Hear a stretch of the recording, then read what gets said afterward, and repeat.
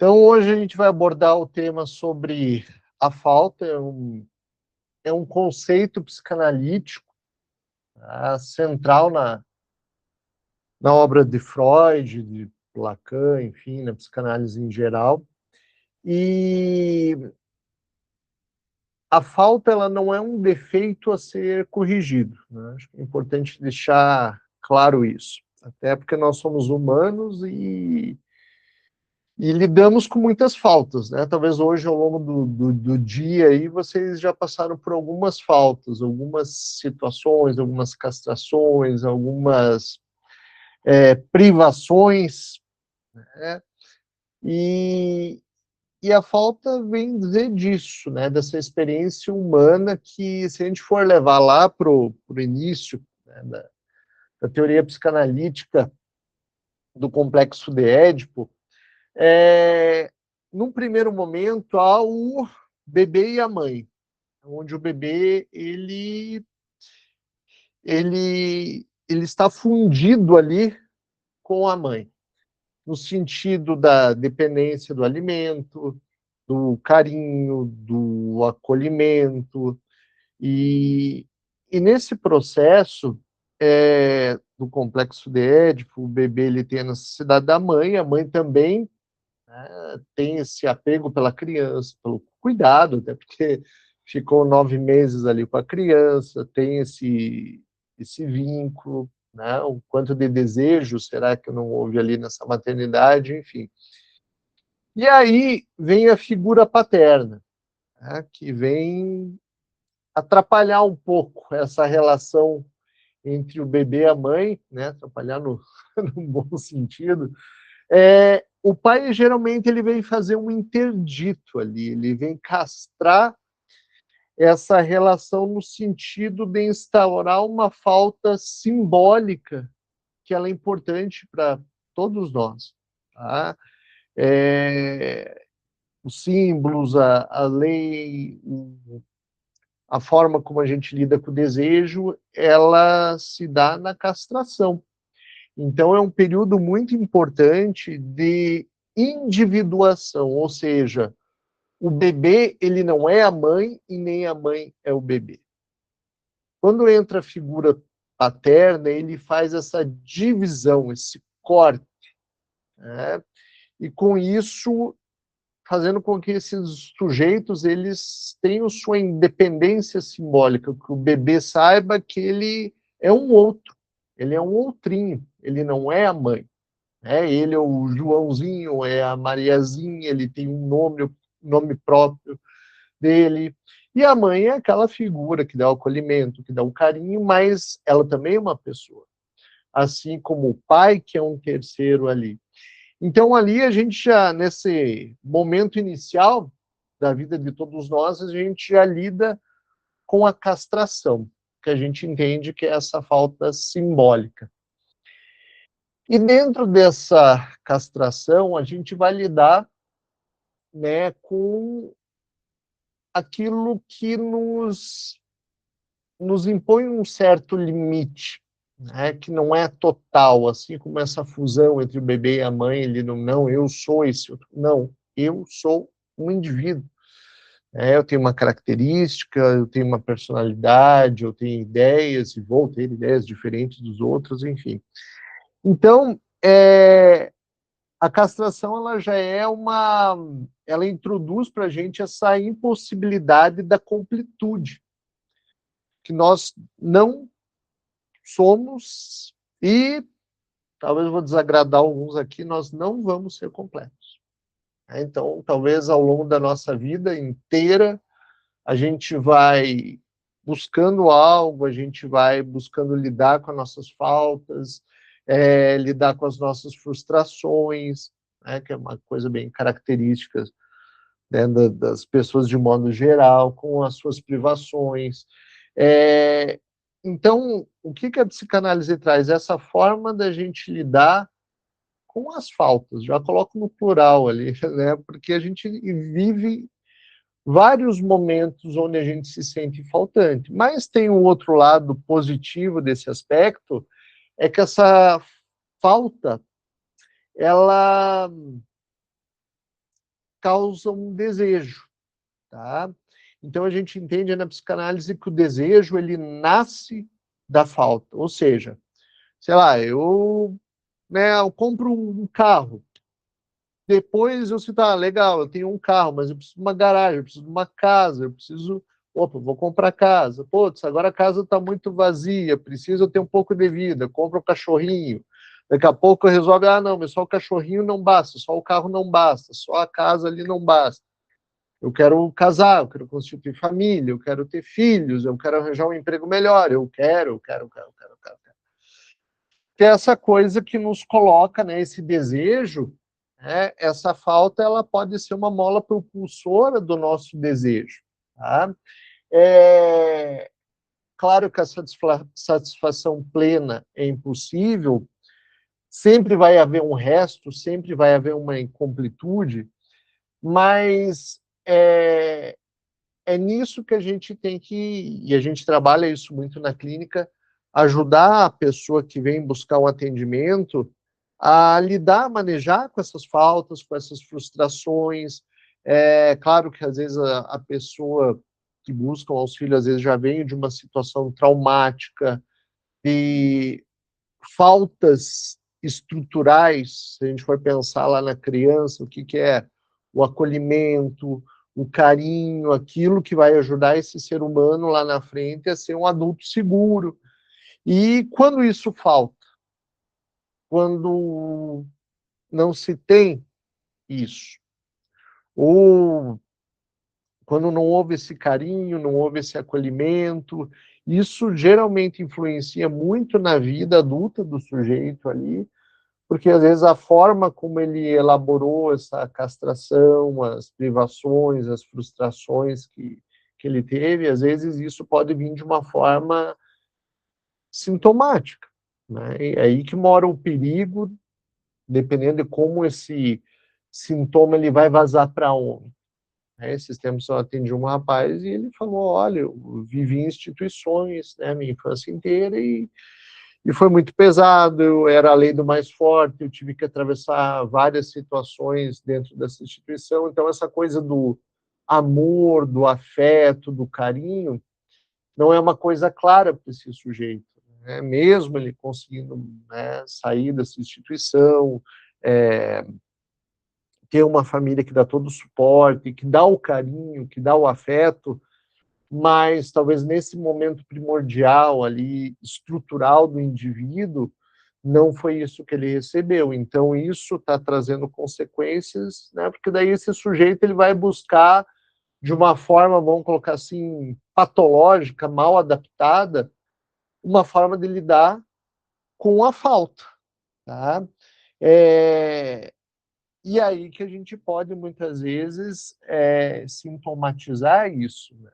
Às vezes, um sintoma ele vem numa solução para lidar com a falta.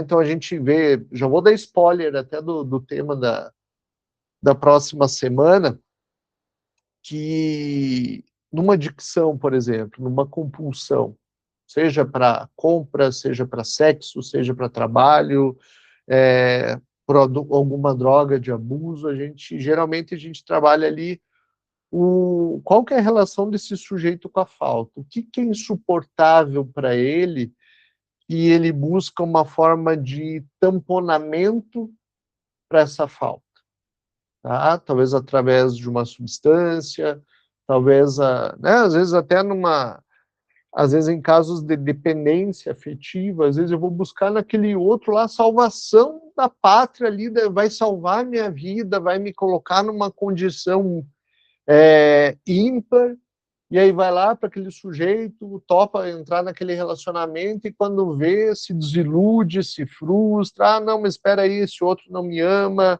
né, eu não estou tendo tudo aquilo que eu almejei, né, uma coisa quase histérica de você buscar almejar aquilo e de repente se depara com uma falta ou com alguma coisa sintomática ali que não, né, não trouxe aquela completude esperada pelo sujeito. E aí que os modos que a gente tem que cuidar, como que a gente vai direcionar essa falta. No encontro anterior a gente falou sobre o luto, né? Quando o luto ele ocorre de uma forma natural e esperada, ocorre né, o que a gente chama de luto, e quando ocorre de uma forma patológica, mal elaborada, aquela falta, né,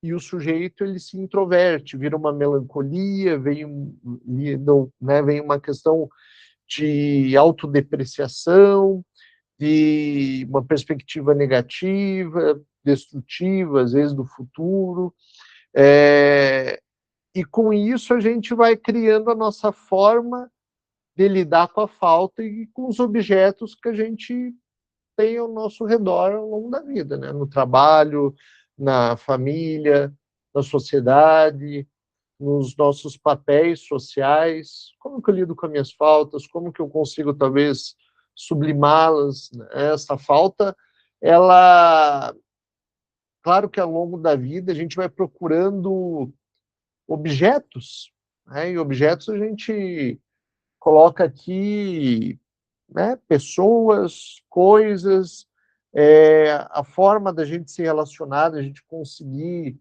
comunicar o que falta para a gente, para quem é casado, aí, quem vive, né, quem tem filho, enfim, como que é difícil simbolizar, às vezes a pessoa que a gente gosta, de repente, a gente espera que ela fale alguma coisa que vai trazer aquele senso de completude para a gente. E às vezes a fala que essa pessoa trouxe não é exatamente aquilo que a gente gostaria de ter escutado.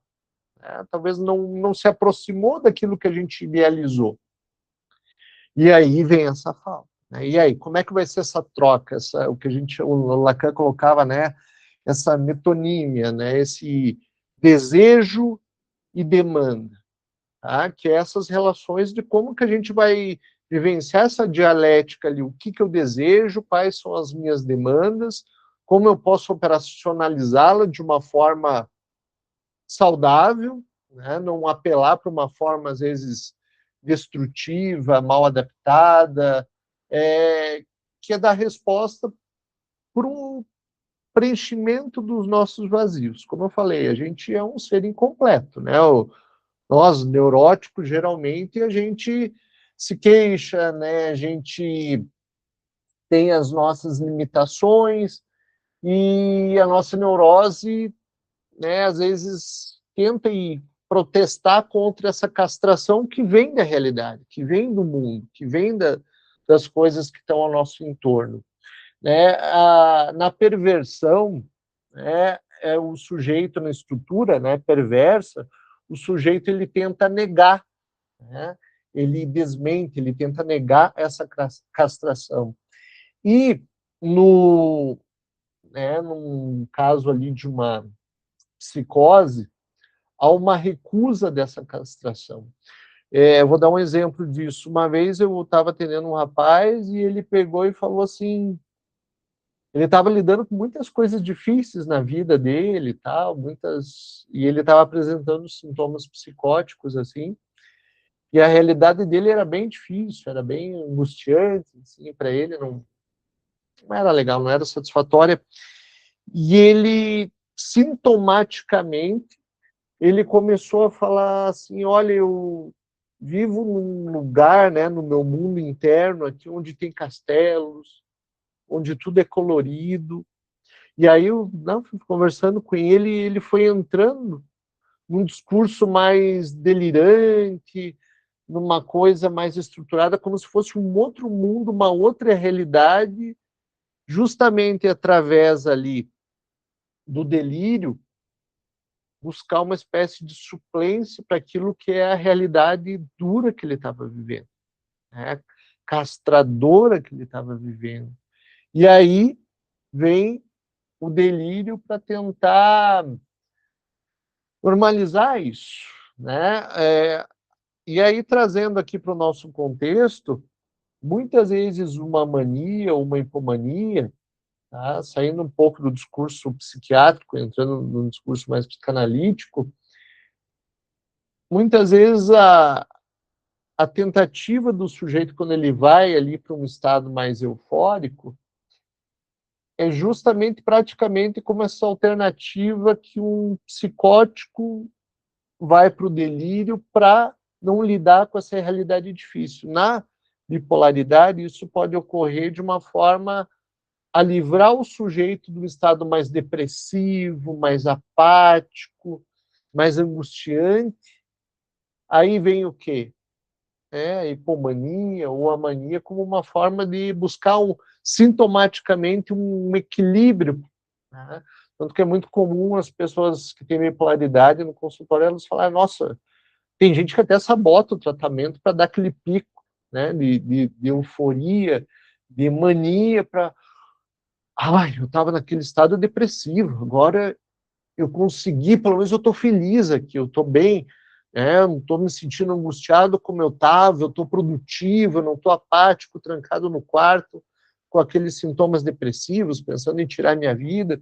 Só que, claro, essas alternâncias, e é aí que a gente tem que cuidar, com a forma como a gente vai simbolizar essas castrações, né? Levando aqui para, né, para alguns diagnósticos aqui, ao final da fala, para contextualizar como que às vezes a gente pode ter uma saída apropriada, legal, sustentável para as nossas faltas e, em alguns aspectos, levando em conta essas patologias que eu mencionei, no estado mais psicótico, ou às vezes numa hipomania, numa mania, num estado, né, de uma bipolaridade ali, acho que todos nós, a gente tem que buscar o manejo adequado dessa falta. É isso que a gente procura trabalhar com os pacientes em consultório, não no sentido de vir com uma fala que traga uma completude, até porque isso é da ordem do impossível, e aí eu acho que o terapeuta vai estar